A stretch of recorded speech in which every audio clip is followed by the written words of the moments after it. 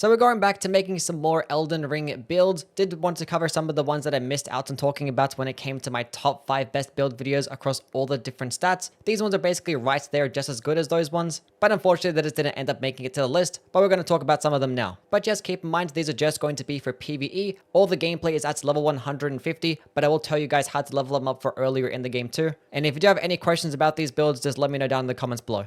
The Warped Axe is one of the most powerful strength-based weapons in this game. It actually does offer you some of the highest two-handed DPS, because this thing with the heavy infusion does offer you a S scaling in strength, and its light attack combos are almost just as fast as a curved sword, but it is going to do way more damage. So we are going to pair this alongside a strength build, but we are going to have it with a bleed infusion, because with a bleed infusion, it actually still retains an A scaling in strength, and it also does get boosted status effect buildup. Compared to all the other axes, this one just gets the most. It actually gets just as much bleed buildup as a greatsword. So to build around it, we are going to have the two-handed talisman alongside the multi-hit talismans. All these talismans are basically just free damage. We are also going to pair it alongside the thorny cracked tier as well, which works the same way as the multi-hit talismans, but it actually can boost your damage up to 20%, which is just broken. And being that we are going to have a bleed build, obviously the Lord of Blood Exaltation and the White Mask, these will just give you more damage when you proc bleed on a nearby enemy. And we are going to have the weapon just infused with Crag Blade, because obviously the best part about the weapon is going to be its light attack spam, and Crag Blade is 15% more damage and 10% more stance damage. Now, one option that you could go with when it comes to weapon skills might be Spinning Slash. Now, Spinning Slash is not going to output as much DPS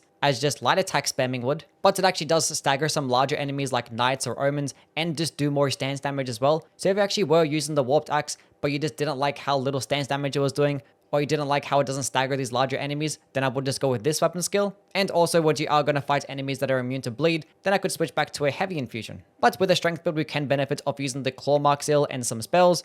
If you're at higher levels with a strength build, I always recommend just going into a little bit of faith, just so you can use some things. I go to 26 faith almost all the time at higher levels, just so I can use things like Golden Vow, Pest Thread Spears, which is amazing for larger bosses. Obviously buffs like Flame grant me strength, and Blessing's Boon. And I do have stuff like Catch Flame, which is a nice fire-based option. And Stoner Grain can also help stagger enemies and actually do some nice stance damage. And it actually does get boosted by the Claw Mark Seal too. And I do also have the Opaline Heart tier, which is just a bunch more damage negation.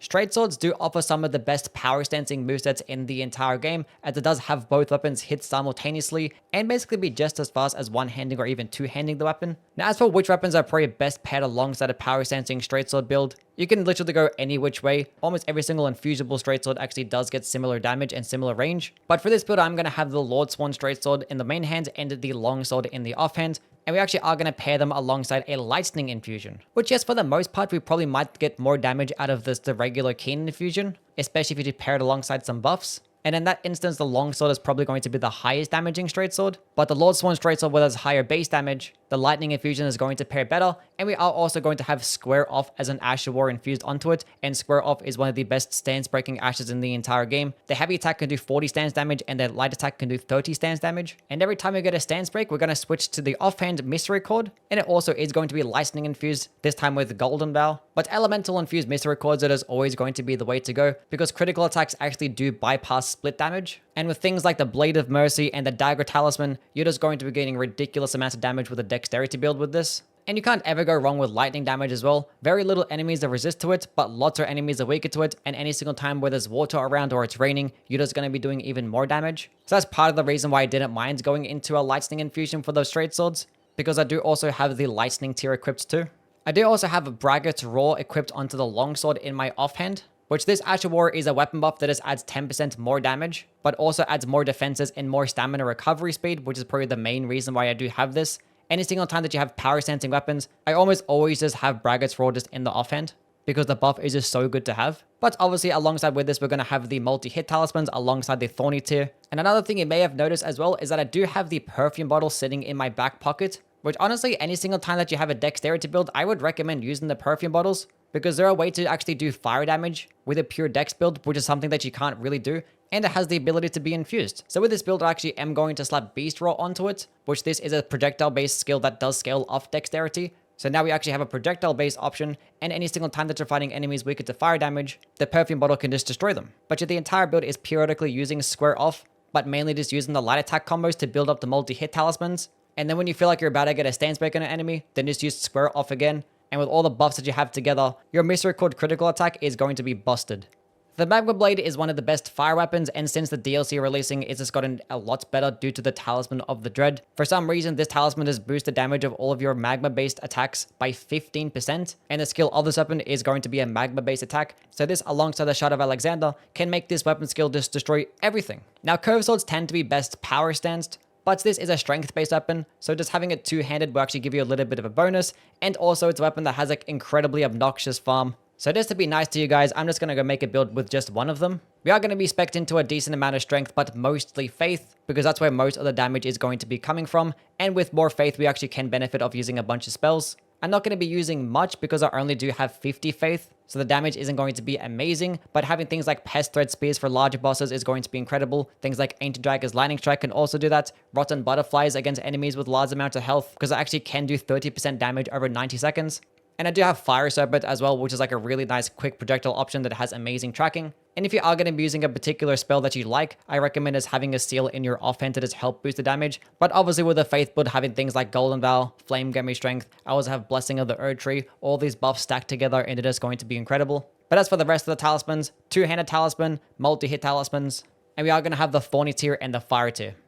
The Backhand Blades are such a versatile weapon because they do get really good amounts of skills. They get great scalings in basically every single infusion. They're really light, and you can gain a power stance in combo with only having to level up one weapon. Now for this build, I actually am going to pair this alongside a cold infusion, because with a cold infusion, it actually gets a B scaling in both intelligence and dexterity. So at higher levels, this build can just be completely busted, which it is a DLC weapon, so you're more likely than not going to be at a higher level anyway. So not only can this thing proc frost really quickly, but it's going to get amazing damage. It's going to have good synergy with spells. And another thing that Backhand Blades do extremely well is their guard counters, and that's something that I actually do want to build around. Because having things like the Deflecting tier, Curved Sword Talisman, Multi-Hit Talismans, Thorny tier, all this stuff together can just make your guard counters do ridiculous amounts of damage, because the Backhand Blades just hit so many times in quick succession. Now the major downside to the Backhand Blades when going with the Deflecting build is obviously going to be its guard boost. It only does get 15 guard boost. But the Backhand Blades can do perfectly fine, especially if you do have high amounts of endurance. And I do also have the Great Shield Talisman too, which is going to help decrease the stamina cost of my blocking. But yeah, the entire gameplay style is using the Swift Slash Asher Wart to like lead off an engagement or just closing the gap really quickly. And any single time we are fighting these enemies that can be guard countered pretty easily, then just hit them with a guard counter attack. The running heavy attack is also another good opening that the Backhand Blades give you, and pairing it alongside the Letters armor sets can just further enhance the damage of this. And any single time that you do get a stance break, you could switch to your offhand's Mystery Chord, which you do have with a Lightning Infusion too. We also have it infused with Golden Vow just to use it before every single fight. Now we don't have much spec into intelligence, but we still have a little bit, so we can benefit of some types of spells. I just have things like Knight's Comet, which is like a nice projectile option. Rock Sling is a decent stance breaking option, and it's a way to do physical damage too. And I do like to have Shard Spiral as a way to just melt these larger types of bosses.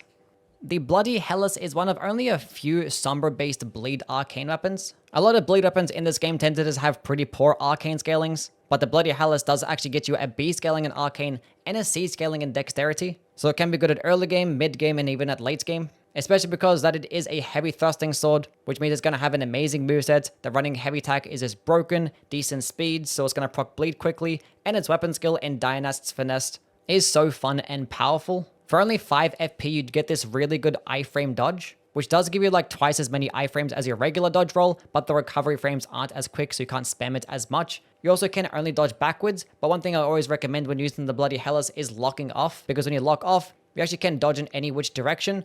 And this follow-up attack for only 7 FP lunges in really far, does amazing damage, obviously going to be doing piercing damage, and you do get an additional follow-up attack which hits multiple times, and this entire combo can do over 50 stance damage. Now to build around this, we're going to have the Shard of Alexander, obviously the multi-hit talismans, and with the bleed build, we are going to have the Lord of Blood Exaltation alongside the White's Mask. Now if you were fighting bosses that were immune to bleed, then I could probably put on the Spear Talisman instead, but with an arcane build, we obviously can benefit of using some spells.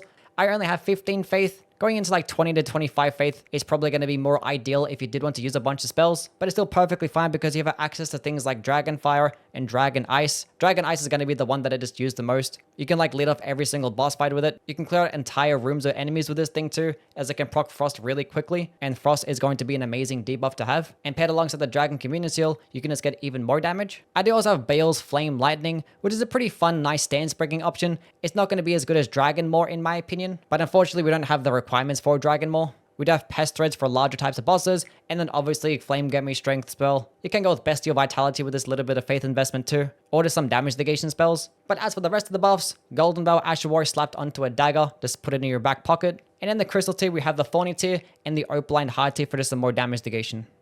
Anyway, that's now done and completed. I kind of do want to make some more build videos coming up sometime soon. It probably end up being a bit after I'm done making all these like Soulsborne types of review videos. But I know I definitely want to cover like my top 5 favorite builds, because I always get questions asking about what stuff that I like the best. So I might end up making a video around that before we get the Night Rain network test. Anyway, catch you guys around. Bye.